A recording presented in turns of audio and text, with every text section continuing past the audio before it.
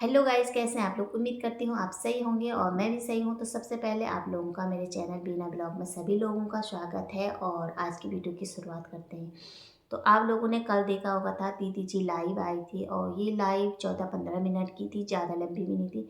शायद वो आगे रहती, कंटिन्यू लाइव में बैठी रहती, मगर तब तक लाइव में कुछ ऐसा कांड हो गया कि उन्होंने अचानक अफरी तफरी में लाइव को बाय करके छोड़ के जाना पड़ा।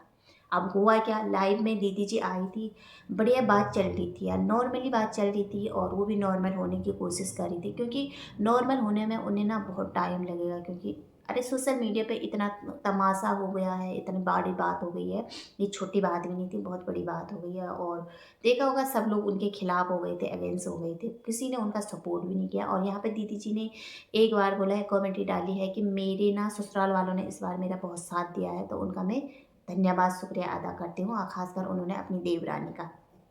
तो यहाँ पे दीदी अपनी लाइव में बैठी थी, लाइव में सब अच्छा ही चल रहा था, सब पॉजिटिव पॉजिटिव मैसेज कमेंट आ रहे थे उनको अच्छे, किसी ने नेगेटिव नहीं किया था, एक दो के आए थे नेगेटिव। तो वो भी बोली थी कि मैं नेगेटिव ही नहीं चाहती हूँ, अब पॉजिटिव फील करना चाहती हूँ और आगे बढ़ना चाहती हूँ अपनी बेटी के लिए और अपने काम में थोड़ा ध्यान देना चाहती हूँ, सबको पता है, फोकस करना चाहती हूँ। बहुत हो गई नेगेटिव, बहुत हो गई ट्रोलिंग, बहुत हो गई ये सब कुछ जो भी हुआ था ना। तो मैं अब सब कुछ भूल के अपनी ज़िंदगी में मूव ऑन करना चाहती हूँ, आगे बढ़ना चाहती हूँ। तो ये अच्छी बात है, यही हम चाहते थे दीदी जी, आप अपनी ज़िंदगी में आगे बढ़ो, छोड़ो ये झमेला, ठीक है। ये कुछ नहीं है, अपनी बेटी को देखो अच्छा खासा कमा रही है, उस पर अपनी भविष्य उसी में देखो, अपने बच्चे में। तो उन्होंने कहा कि तासी है तो मैं हूँ तो तासी है, अगर तासी नहीं होती तो शायद मैं भी नहीं होती। अच्छी बात है, आगे ऐसे रहना। और अब मेरा आपसे एक सलाह है दीदी कि आप ना अब गलत रास्ते पे बिल्कुल मत जाना। तब तक कुछ ऐसी अफरी तफरी हो गई कि दीदी को लाइफ से भागना पड़ा। भाई ऐसे क्या हो गया, सब हो गई कि ऐसे क्या हो, ओह तब जाके ध्यान पड़ा, वहाँ एक कमेंट आ रखा, क्योंकि उतना गौर नहीं किया लोगों ने। तब देखा वहाँ कि एक कमेंट है ब्लू में, 40 रुपये का सुपर चैट। उसमें लिखा था कि मैं बहुत जल्दी सुसाइड कर सकता हूँ, ठीक है। भाई अब ये कौन आया, ये कमेंट एम सा था, नाम तो पूरा नहीं था पर एम से था। भाई अब ये कमेंट करने कौन आया, दीदी ने सोचा जगत भैया आ गई यहाँ कमेंट करने दूसरी आईडी से। दीदी ने हफरा तफरी में बाय किया, भाग गई। सबका ध्यान जा रहा अब वहीं, जिसने गौर किया होगा ना उस चैट पे, तो सबका ध्यान वहीं जा रहा। कहा जो भैया आजकल शादीशुदी में बिजी थे, अपने काम में बिजी है, काम ही में बिजी है वो, अपनी आगे की लाइफ में बिजी था। तो सब लोगों का ध्यान वही गया। पर यार यहाँ पे ना मैं 100% बोल सकती हूँ कि ये चैट सचिन की नहीं थी। जहाँ हमारा इशारा जा रहा ना, ये उनकी नहीं थी, ये बिना बात का उन्हें फंसाया जा रहा। कोई चाहता है कि इनका मामला ठंडा ना हो, कोई है तीसरा इंसान जो इनको दोनों को चाहता है कि ये मामला ठीक ना हो, ठीक है।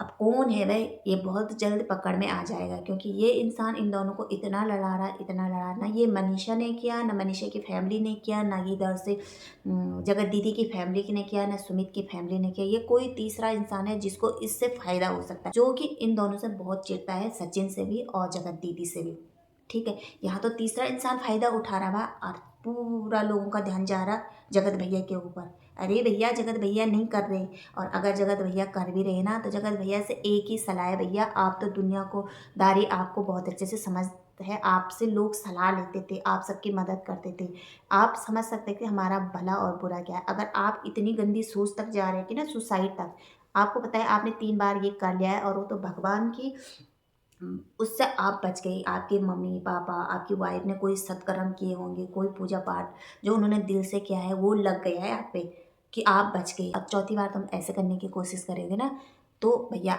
आप तो अपने बारे में तो तुम्हारा तो जो होगा सो होगा, कम से कम अपने माँ बापों के बारे में तो सोचो, उन बुड्ढे बुजुर्गों के बारे में है, कि तुम तो एक बार को स्वाहा हो जाएंगे, पर वो तो ज़िंदगी भर रोएंगे ना। उनकी जान बसती हो तुम में, ठीक है।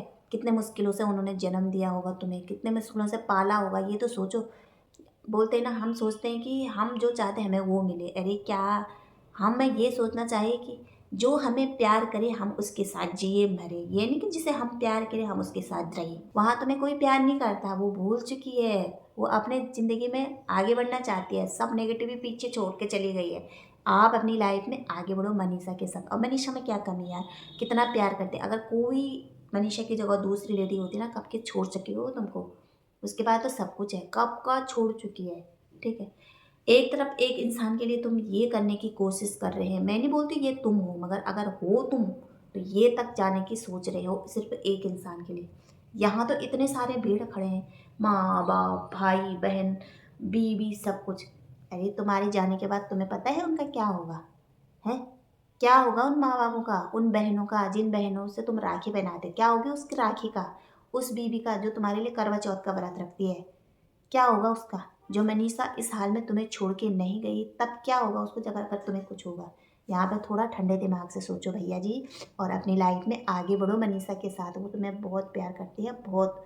ठीक है, ऐसा इंसान कोई होता ना तो कब का छोड़ चुका होता।